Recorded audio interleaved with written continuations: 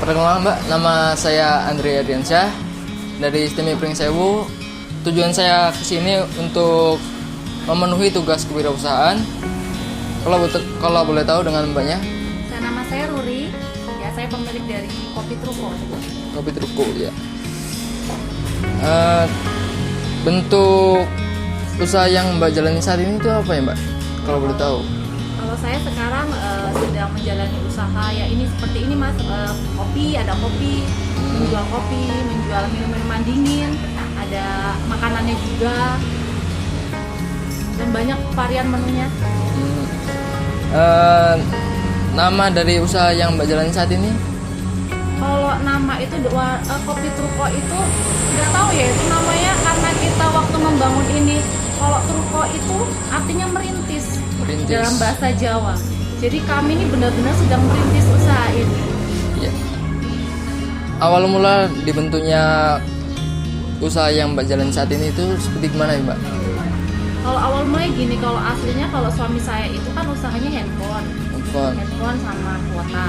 Cuman karena ya sebenarnya kami kepingin coba, mungkin kami ada keberuntungan lain gitu loh Mas dari usaha yang sudah ada. Nah kebetulan saya kan nganggur di rumah, jadi saya yang pegang. Iya. Awal. Sejarah singkat ini Mbak, kalau kami orang boleh tahu sejarah singkat didirikan tempat ini Mbak. Sejarah singkatnya? Ya. Sejarah singkatnya gimana ya? Ya maksudnya sejarah tempat ini didirikan itu dari misalnya Mbaknya apa yang suka kuliner apa gimana? Oh iya, kebetulan dulu waktu saya masih muda kayak kalian itu, aku kepingin punya usaha. Saya kan suka musik, kepingin usaha gimana usaha itu ada live musiknya, bisa live musik di situ, bisa karaokean, mereka bisa gitaran kan ya. Sekarang kan memang kayak gitu ya. Kalau dulu mungkin band-band, tapi kalau sekarang lebih simple live musik. Terus saya juga di sini juga kepingin sih punya usaha itu yang bisa menyediakan tempat buat yang suka sama nongkrong bareng sama keluarga, kumpul keluarga. Di situ ada lesehan kan bisa sama keluarga.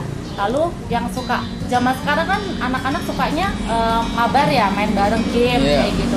Saya menyediakan tempat buat mereka yang suka main game. Lalu yang di sini ini buat mereka yang kadang cewek-cewek atau cowok-cowok juga biasanya suka selfie buat Instastory ya.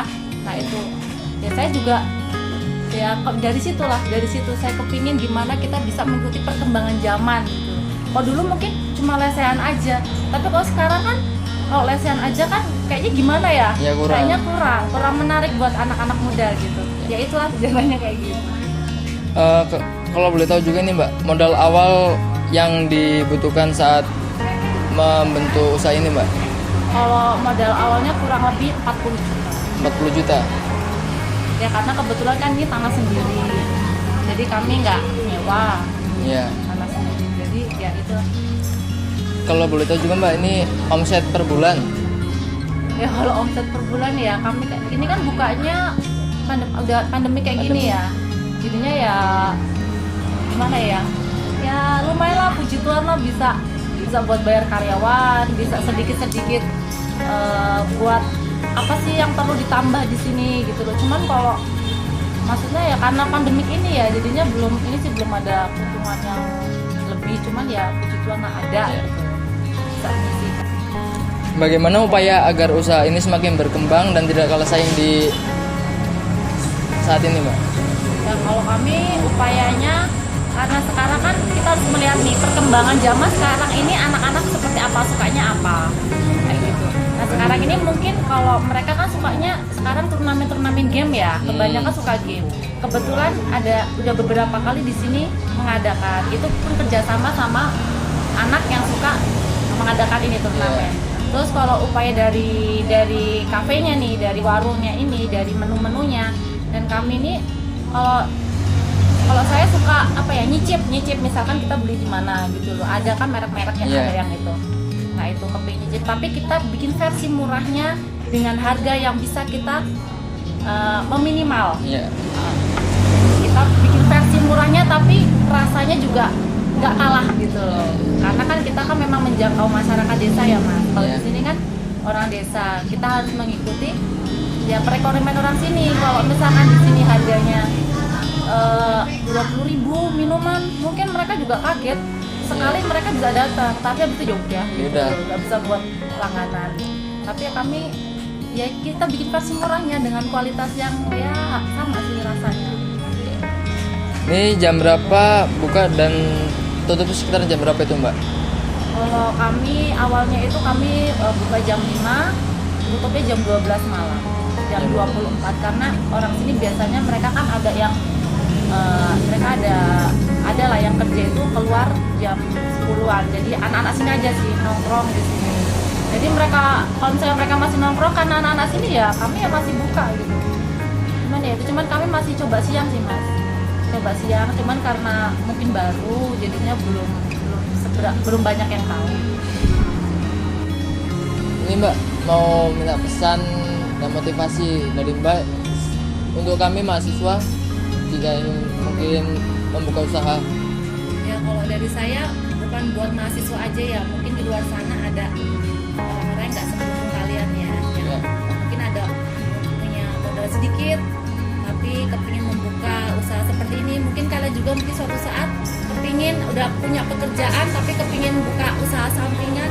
Kalau saya motivasi dari saya itu kan kita percaya bahwa usaha tidak pernah mengkhianati hasil ya. Yang penting kita yakin, kita percaya kita punya Tuhan, kita yakin bahwa Tuhan tuh pasti akan memberkati kita melalui usaha kita. Yang penting kita berdoa aja, yang kita berdoa pasti Tuhan itu pasti akan mengirimkan pelanggan-pelanggan. Yang penting dan nomor satu adalah pelayanan. Pelayanan nomor satu. Meskipun harga kita murah, tapi kalau pelayanan kita nggak berkesan buat konsumen, pasti mereka akan pergi. Kalau saya dari situ sih yang penting pelayanan kita nomor satu. Dan kalau masalah modal, memang ya kita kan harus bisa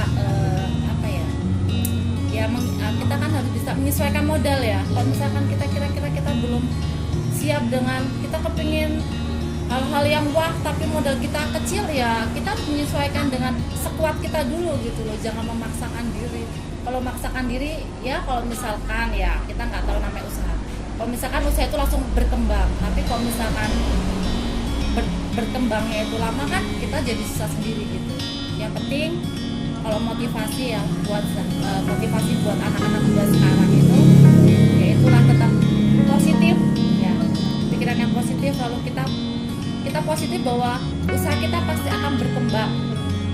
Itu pikiran kita harus positif, pasti akan berkembang. Lalu kita jangan lupa berdoa karena kita punya Tuhan ya. Tuhan itu pasti akan memberikan berkatnya. Terus pelayanan, tiga itu. Terima kasih Mbak atas waktunya dan motivasi serta pesan-pesan untuk kami para mahasiswa.